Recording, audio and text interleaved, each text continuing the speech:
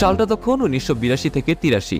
এই এক বছরের মধ্যে ফিলিস্তিনের প্রয়াত প্রধানমন্ত্রী ইয়াসির আরাফাতকে বহনকারী যাত্রীবাহী বিমান ভূপাতিত করতে ইসরায়েলি যুদ্ধবিমানকে 5 বার নির্দেশ দেওয়া হয়।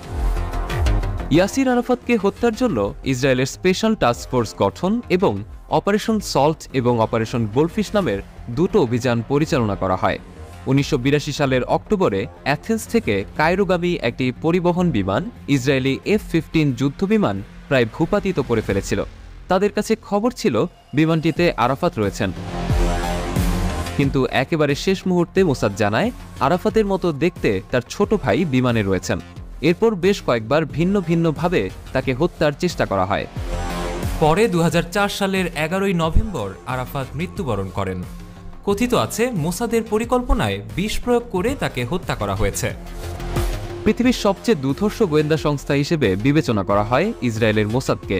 বলা হয়ে থাকে মার্কিন গোয়েন্দা সংস্থা CIA এবং ভারতীয় গোয়েন্দা সংস্থা রয়ের চেয়েও বহুগুণে দক্ষ ইসরায়েলি এই গোয়েন্দা সংস্থা। সম্প্রতি ইরানের প্রেসিডেন্ট রাইসি হেলিকপ্টার বিধ্বস্ত হয়ে মৃত্যুবরণ করেছেন। গতকাল রোববার ইরানের পূর্ব আজারবাইজান প্রদেশের জোলফা এলাকার কাছে হেলিকপ্টার দুর্ঘটনাটি ঘটে।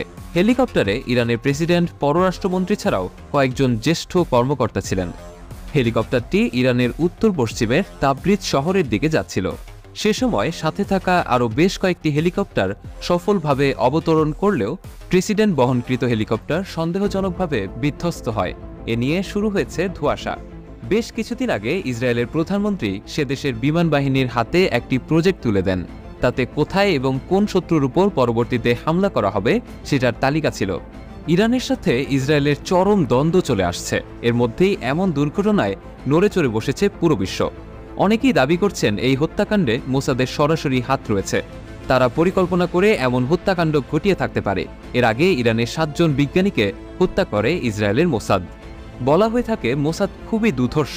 তারা যত হত্যাকাণ্ড ঘটিয়েছে তার খুব কমই প্রকাশ পেয়েছে। গুঞ্জন আছে যতটুকু প্রকাশ পায় তা তারা নিজে থেকে করে থাকে, যাতে করে তাদের শক্তিমত্তার সম্পর্কে বিশ্ব অবগত হয় এবং তাদেরকে ভয় প্রদর্শন করে চলে। অপহরণ এবং গুপ্ত হত্যায় মোসাদ বিশ্বে অদ্বিতীয়।